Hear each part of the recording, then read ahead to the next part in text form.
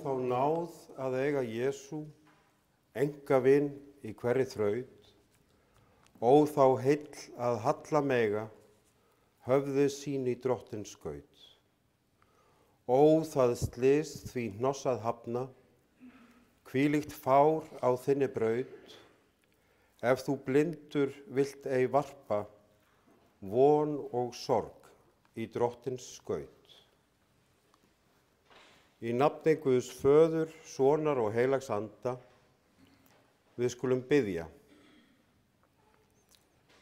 Himneski Faðir, þú sem reistir son þinn frá dauðum, hjálpa oss að syrgja ekki eins og þeir sem ekki hafa von. Hjálpa oss að sigrast á óttanum við dauðan, í öruggri von upprisu og eilíft líf. Lát oss vera minnug þess, að þú telur daga vora, svo að við megum öðlast viturt hjarta fyrir trúna á Jesú Krist. Blessa oss þessa stund í helgidómi þínum og lát oss finna huggun og styrk fyrir samfélagi við þig og þinn blessaða son, Jesú Krist. Við biðjum í nafni hans. Amen.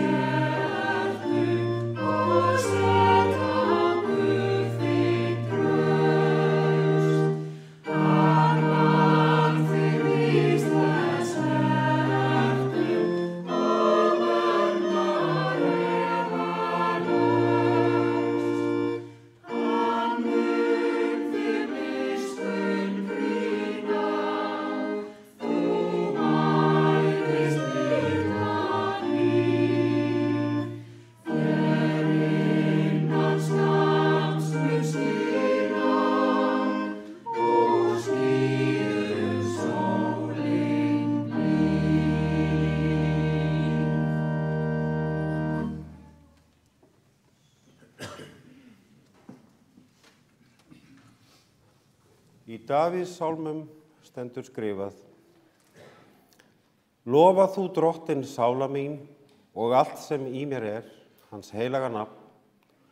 Lofa þú Drottinn sála mín og gleym eigi neinum velgjörðum hans. Hann fyrirgefur allar misgjörðir þínar, læknar öll þín mein, leysir líf þitt frá gröfinni, krýnir þig náð og miskunn. Náðugur og miskunnsamur Drottinn, þolinmóður og mjög gæskuríkur. Eins og faðir sýnir miskunn börnum sínum, eins hefur Drottinn sýnt miskunn þeim, óttast hann. Því að hann þekkir eðli vort, minnist þess að við erum mold. Miskunn Drottins við þá óttast hann, varir frá eilífð til eilífðar. Svo ritað.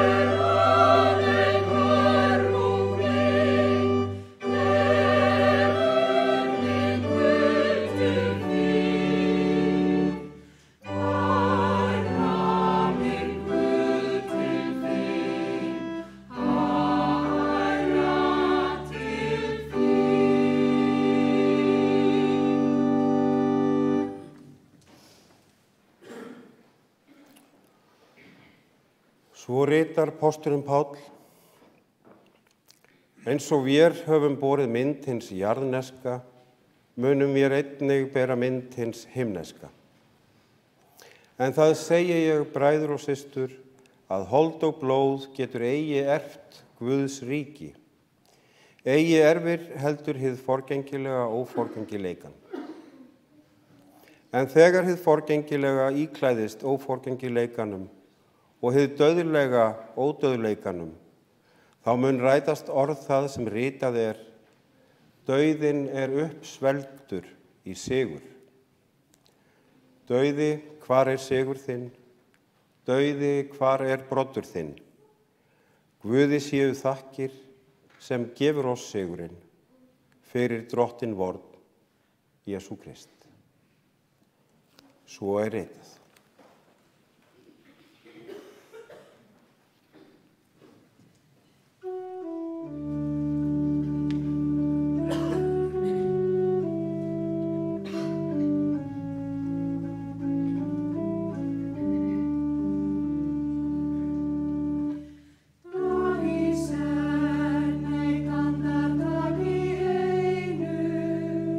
Eilíf náð þín, Faðir, gefur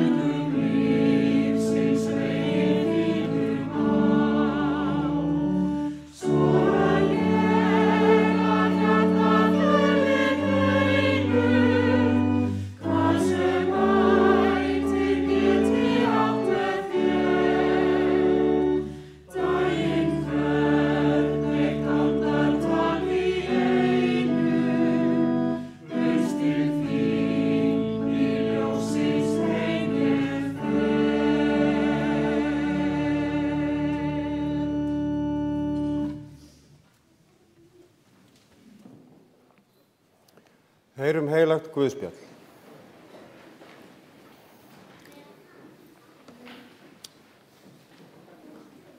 Það hljóðar svo í Drottins nafni.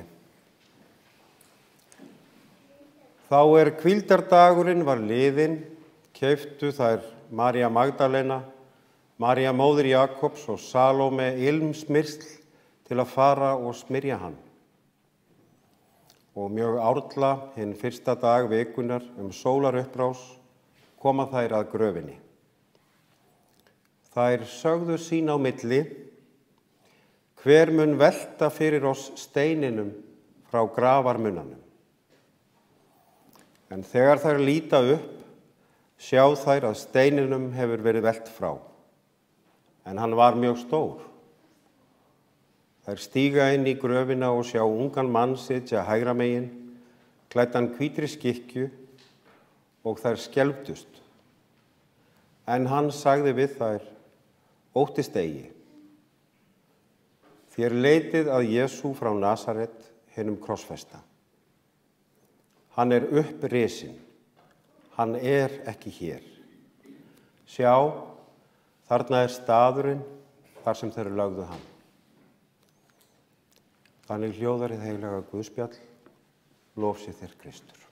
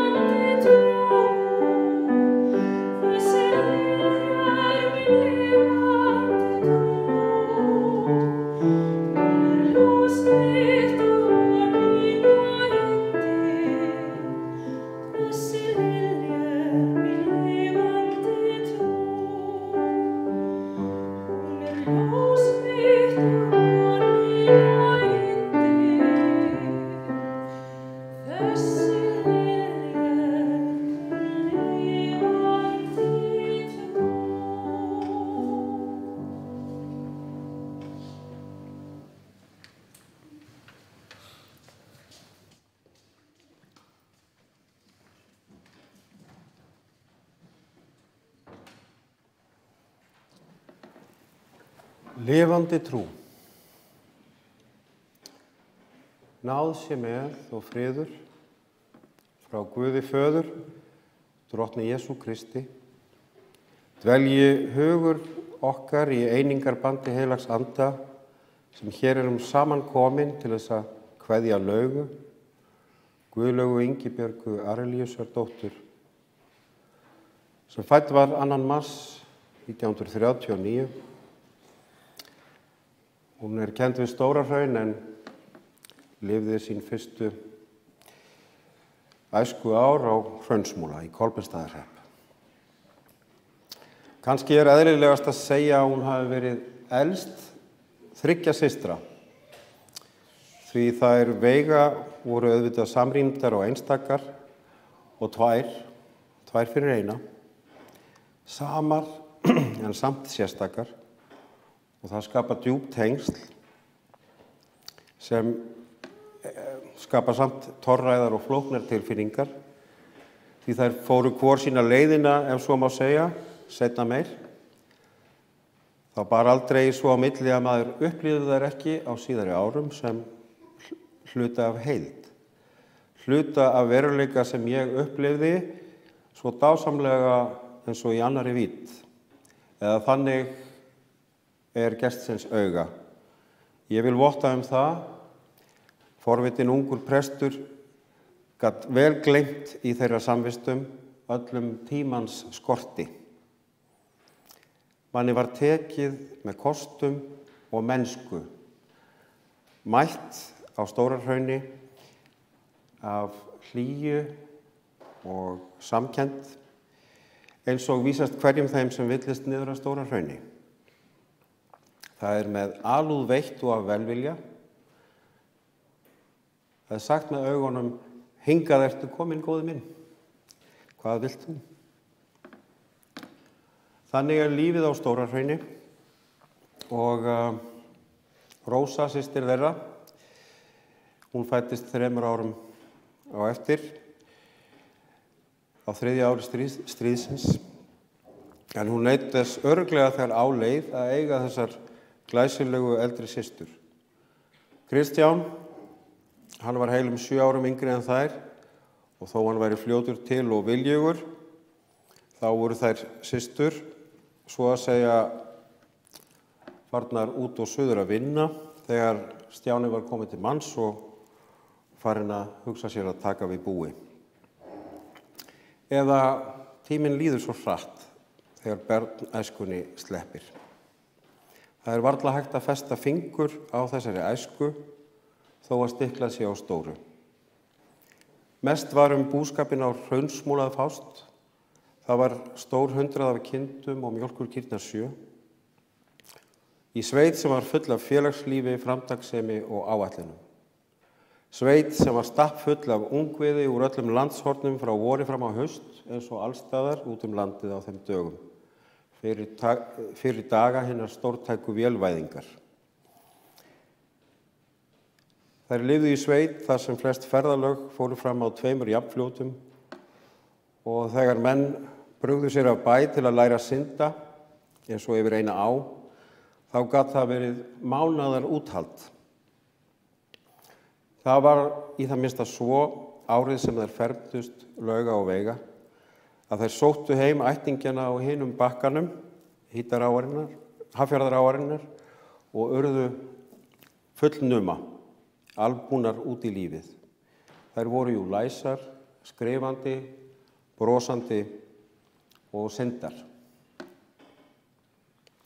Þá var Þorsteinn Lúther búinn að uppfræða svo hald var í út ævina alla og rekistera, og Sveinbjörn á Snorrastöðum, farskólakennarinn, örugglega tilbúinn til þess að fyrirgefa Laugu þann grikk sem hún gerði, og þó var hann öllum til gamans þegar hún teiknaði upp allt heimilisfólkið á bænum, bæði af listfengi og snilldarhúmor.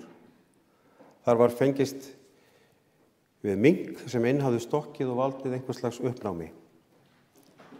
Var það ekki siðsamlegt? Jú, það var til gamans gert. Af hvers vilja bar hún svipmót, hún Lauga, og hvers leitaði hún í lífinu? Á mótvegg við rúmið sitt upp á lofti á Stórahrauni blasir við fjallið sem mótaði æsku myndina af þessum heimi. Og þegar þeirri mynd sleppti, það leyti sem búskaparárum þeirra Arelíusar Borgfjörðs Þórðarsonar og Kristínar Halldórsdóttur á Hraunsmúla var að ljúka, þá hófst lífið sem var þó þegar byrjað. Þær systur Rósa og Lauga héldu suður í Borgarfjörð á vit Ungmennafélags Andans og Kaupfélags Hollustunar þegar sláturhúsið fluttist frá Syðrigörðum og þannig hófst þetta flakk á milli árstíðabundinna verkefna í tilfelli Laugu. Rósa fann aftur Þóri og flaut fljótlega upp að Hóli í Norðurárdal og festi þar rætur. Stjáni og Veiga fylgdu foreldrunum og tóku raunar við búi. Þau fluttu niður á Stórahrauni upp úr 1960 og voru Arelíus og Kristín þar með búskap þar til þau systkinin tóku við. Arelíus var hávaxinn og dugmikill maður sem var oft í förum. Vinnan var þar og vinnan var hér. Þau höfðu byggt upp hús á Hraunsmúla en stóra húsið á Stórahrauni var vísast enn betra og hlunnindi af ýmsum toga. Það er varla hægt að ímynda sér það hvernig ungu fólki hér vestur í Kolbeinsstaðahrepp leið á þessum fyrstu árum eftir stríðið, þegar fólkið bæði flyktist til borgarinnar til að stíga dansinn á mölinni, en þráði þó enn þetta líf, að una við sinn unaðsreit, að eiga land undir jökli og að eiga eilífðina að vini. Það er ekki einfalt að velja af eða á. Og hvað á maður að veita sér? Sælir eru fátækir í anda því að þeirra er himnaríki. Sælir eru sorgbitnir því að þeir munu huggaðir verða. Sælir eru hógværir því þeir munu jörðina erfa. Sælir eru þeir sem hungrar og þyrstir eftir réttlætinu því að þeir munu saddir verða. Sælir eru miskunnsamir því að þeir munu miskunna verða. Sælir eru hjartahreinir því að þeir munu Guð sjá. Og sælar voru þær sem komu að gröfinni og sáu að steininum hafði verið velt frá. Hann sem mætti þeim þar á páskadagsmorgun sagði blíðlega: óttist ekki. Þið leitið að Jesú hinum krossfesta, en hann er upprisinn. Og þið sem trúið sjá, eilífðin er hér. Við trúum því. Það er í kærleiksríku innsæi okkar sem við yfirstígum óttann þegar við höfum trú. Þegar yfir okkur er vakað og vökult auga þess Guð sem er, býr með okkur, fyllir brjóst okkar og hvern andardrátt. Hvað er þá að óttast? Þarf að óttast flakk, óhamingju, skort eða ótryggt lífsviðurværi þegar maður hefur trú? Lífsins dyr á síðu sinni setur Jesús opnar hér. Svo ángruð sál þar aðstoð finni, öll þá mannleg hjálpin þver. Hver sem hefur þar athvarf inni, frá eilífum dauða leystur er. Svo yrkir sálmaskáldið Hallgrímur Pétursson í 47. sálmi og bætir við: í gegnum Jesú helgast hjarta, í himinin upp ég líta má, Guðs míns ástar birtu bjarta, bæði fæ ég að reyna og sjá. Hryggðar myrkrið, sorgar svarta, sálu minni hverfur þá. Hjartans innstu æðar mínar, elski, lofi, prísi þig, en hjarta blóð og benjar þínar, blessi, hressi, græði mig. Hjartans þíðar þakkir fínar, þér sé gæskan eilífleg. Það eru óræðir töfrar sem búa yfir henni stórbrotnu víðáttu sem hún átti á sínu trygga heimili á Stórahrauni. Fyrst með foreldrum sínum og svo með systkinum. Þær systur Lauga og Veiga voru þar, Veiga með dóttur sína Þóru og Kristján tók saman við Margréti Bragadóttur og við búskapnum 1973. Þau giftu sig 1974. Margrét átti fyrir þá Braga og Grétar en ól þau Arlíus, Kristínu og Jón Þór upp á Stórahrauni. Það var líflegt heimili og þar átti Lauga alltaf sinn fasta sess, föðursystirinn og móðursystirinn sem alla tíð var hluti af heildinni, hluti af þeim heimi sem varir niður á Stórahrauni. En hún sjálf var jafnan í förum eftir ástíðum, á vertíðum út á Sandi, í Bakka í Ólafsvík, á vertíðum í Keflavík, í sláturhúsinu á haustin. Verkakona og verkkona. Vel liðin, hógvær, hélt sig heldur til hlés en var þó félagslynd. Öllum kær en þó leyndardómsfull. Trú, fjárklögg, iðin, handlægin, listfeng, en umfram allt óttalaus, því hún átti athvarf í trúnni.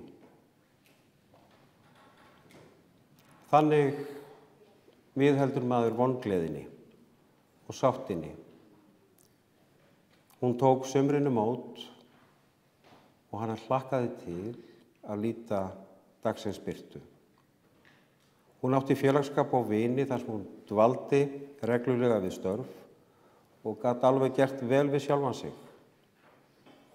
En hvað það að gera vel við sjálfan sig? Annað en að gleðjast yfir því sem sannarlega má njóta. Og hún gerði sitt besta. Hún var hún sjálf. Hún var ein af okkur. Sagt að Snæfellingar geti bæði verið orðhvatir og opinskáir í viðmóti, óþvingaðir í framkomu og þykji annt sitt land og fólk. Það bindur þá þráður sem titrar í sálinni og þegar einhver þeirra hljómar umsvifalaus gestrisnin þegar gest ber að garði. Það man ég þegar ég kom fyrst að Stórahrauni, hvernig hlýlegur áhugi og samkennd einkenndi heimilið og heimilisfólkið. Fordómaleysi og velvilji af þeim toga sem afhjúpar mann einlæglega. Sá velvilji sem stafar frá þeim sem hafa margt fengið að reyna en láta ekki bugast og halda áfram að sína manngæsku fyrir trúna á Guð og þakklætið sem æðruleysið fæðir af sér. Það má vera að maður megi aldrei eða eignist, það má vera að maður eigi aldrei eða eignist neitt sem halda megi með sér yfir í annan heim, nema þá fullvissu og von sem rúmast í hlýju hjarta. Lauga átti þá uppsprettu í sínu hjarta. Hlýlegt bros og kímni, hún naut þess sem lífið bauð og þoldi þær þrautir einnig sem á voru lagðar. Það snæfellst ef maður vill svo út af leggja að taka það trúanlegt sem gagnast ef maður getur hlegið að hinu græskulaust sem mann grunar að sé skáldskapur. Það einmitt það sem gerir verstu veðrin bærilegri. Þar vestur frá má lifa í skáldskap og kalla það líf gott sem vert að lifa. Jón Prímus segir í skáldsögu Laxness kristnihald undir jökli að sá sem ekki lifi í skáldskap, hann megni vart að lifa af á jörðinni.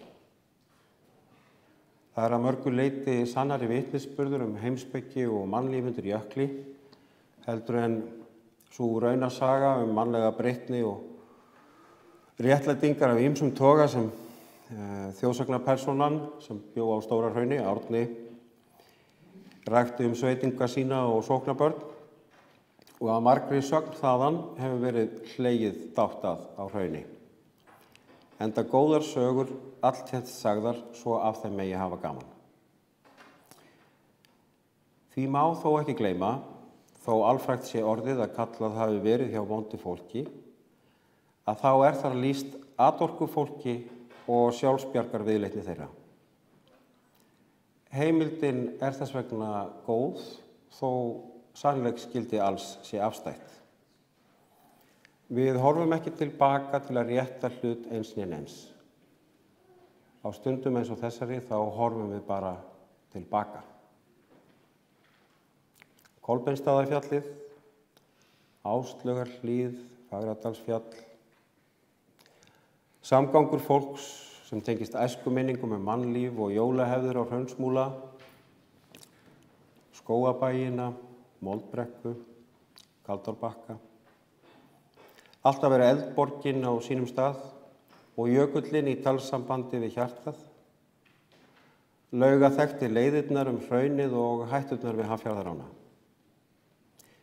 Við ræddum og pældum fyrir nokkrum sumrum í örnefninu Bænhúsavaði. Hvar gæti það hafa staðið, bænhúsið? Hún var forvitin og áhugasöm. Þetta land allt og saga þess henni í blóðborin. Og það líf og það saga, heill heimur á milli upphafsstafs og lokapunkts. Annar heimur opnast þegar steininum velt frá. Sá heimur varðveittur í einlægni hjartans, af einlægni barnsins, af viðkvæmni þess sem virðist þurfa að verja sig, standa í skjóli trúarinnar. Það má skynja næmnina og það hugarfar sem þarf til að geta trúað og skynjað í manneskjum eins og Laugu. Og í hjarta þeirra geta allir hlutir verið gjörðir nýir. Einnar ævið þraut getur vist sem torfær leið, en sæl eru hjarta hrein, því þau munu Guð sjá. Og þau sem kveðja, þau sem sakna, sælir eru syrgjendur, því þeir munu huggaðir verða. Að kveðja það í raun hægt þegar líf vort draumur. Raðir atvika ferðalag úr einum stað í annan, skyldurækni, þrautseigja, æðruleysi. Við snertum rétt svo hér, á heimi sem var hennar, tímalaus að nokkru, en kallast á við okkar samtíð samt. Hvernig þetta allt hófst og hvað tók við og hvað tekur við. Kannski vitum við ekkert. Hvað ævi og hver eru örlög, hvernig hægt að henda reiður á öllu. Ef það væri hægt, hvað skyldi velja til frásagnar? Stríðin, sigrana eða hvert spor á lífsins leið? Við skoðum það sem leiðir áfram og bindur, ekki endilega hug við heimsins glaum, heldur tryggð við manneskjur. Reynsla okkar og þakklæti, samkennd, nærvera og hlýja, mennska okkar og auðmýkt birtast hvað skýrast þegar við mætum því sem verða vill í lifandi trú, eins og Lauga gerði. Og sæl vertu, sæl sértu Guðlaug. Jesús segir, ef þú ert sátt við sjálfa þig og finnur fyrir innri ró og friði, já og trúir því að Guð sé með þér, þá munt þú megna að takast á við það sem lífið hefur upp á að bjóða. Bæði það góða og það erfiða. Það verður ávöxtur lífs, en ekki eftirsjá. Þegar við horfum frá sjónarhóli hjálpræðis, þess fögnuðar að þau sem erfiða munu uppskera, að þau verði kölluð sæl sem þrá og þreyja, því einn daginn verði steininum hrundi frá, þá verður auðveldar að takast á við sorgina. Við getum tekist á við alla tímanlega vanlíðan og viðkvæmni með voninni. Þá verður auðveldara að vera hógvær og friðsöm. Þá verður auðveldara að láta umtal sem vind eyru þjóta. Þá verður það eina rétta að fylgja sannfæringu sinni og vera trú. Því að sæl eru þau sem helga hjarta sitt. Lauga hélt sig jú stundum til hlés því að hún þekkti sig.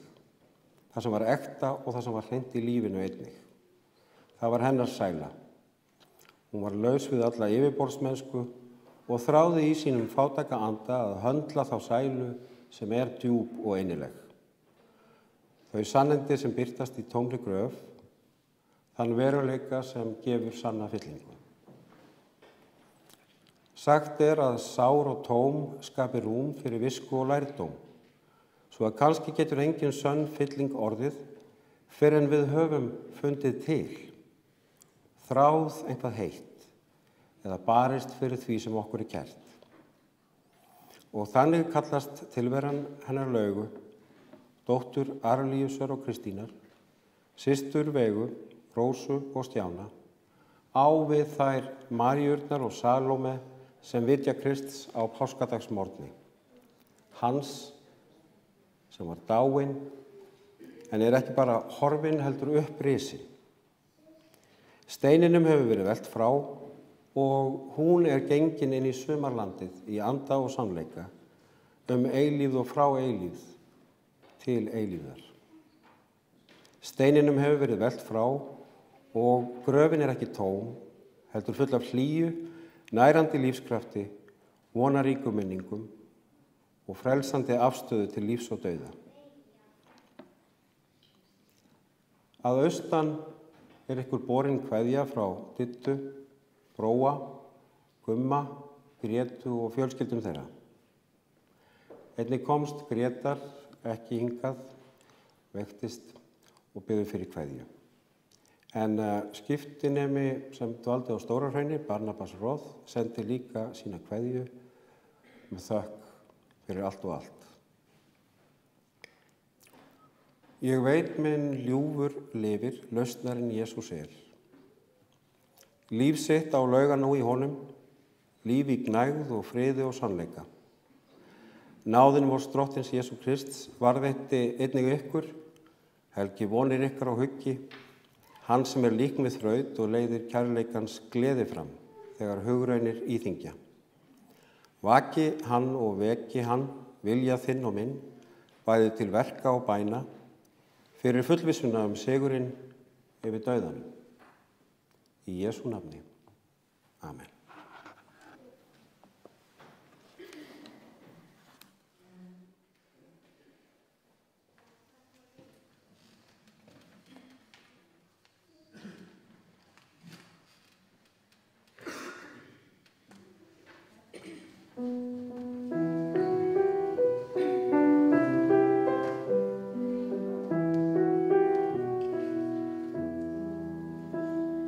Þar sem englarnir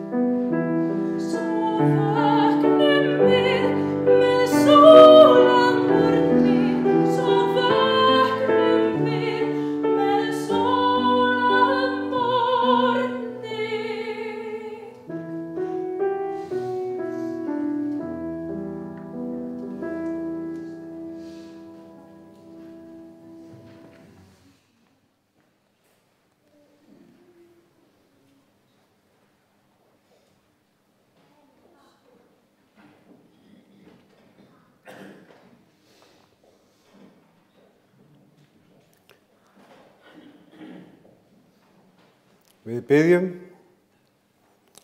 Guð Faðir í himnaríki, miskunna þú oss.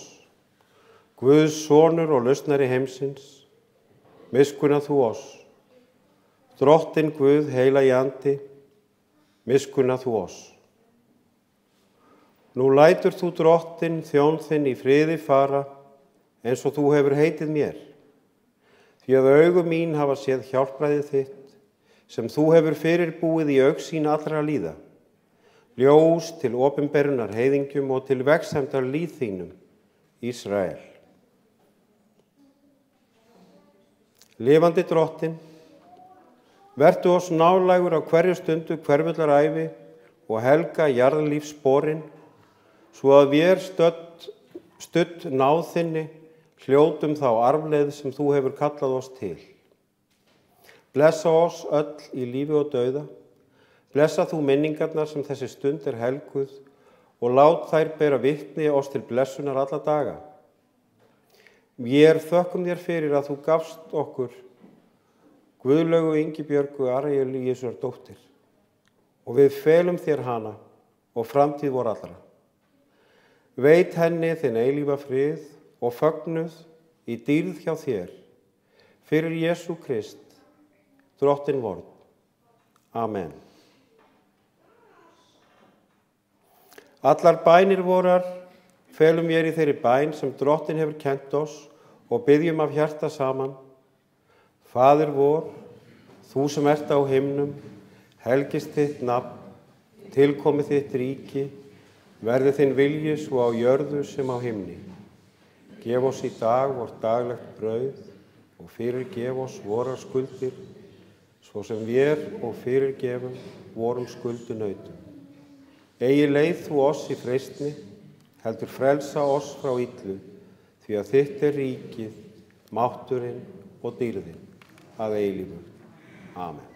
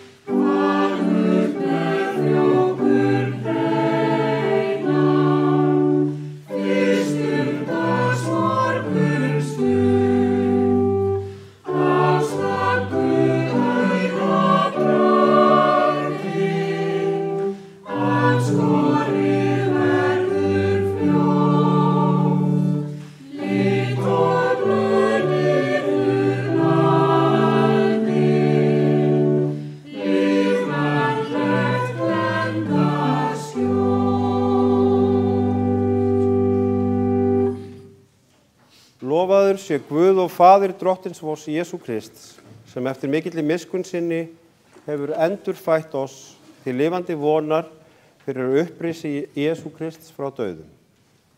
Jesús sagði, ég er upprissan og lífið. Sá sem trúir á mig mun lifa þótt hann deyi. Sáð er dauðlegu en upprís ódauðlegt. Sáð er í veikleika en upprís í styrkleika. Sáð er jarðneskum líkama en upprís andlegur líkami. Veit Drottinn Guðlaugu Ingibjörgu Arelíusardóttur þína eilífu hvíld og lát þitt eilífa ljós lýsa henni. Hún hvíli í þínum friði. Amen.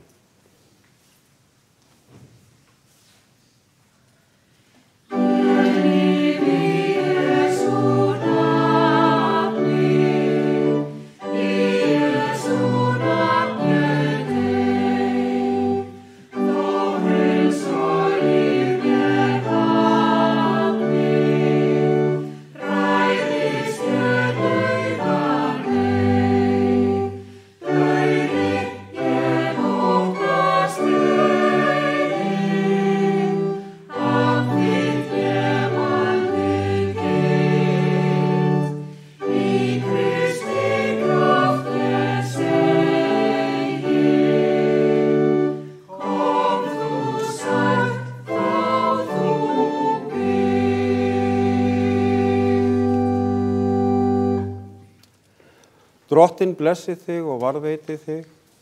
Drottinn láti sína ásjónu lýsa yfir þig og sé þér náðugur. Drottinn upplyfti sínu augliti yfir þig og gefi þér sinn frið. Í nafni Guðs Föður, Sonar og Heilags Anda, Guði sé þakkir fyrir sigurinn sem hann veitir í Drottins Jesú nafni. Amen.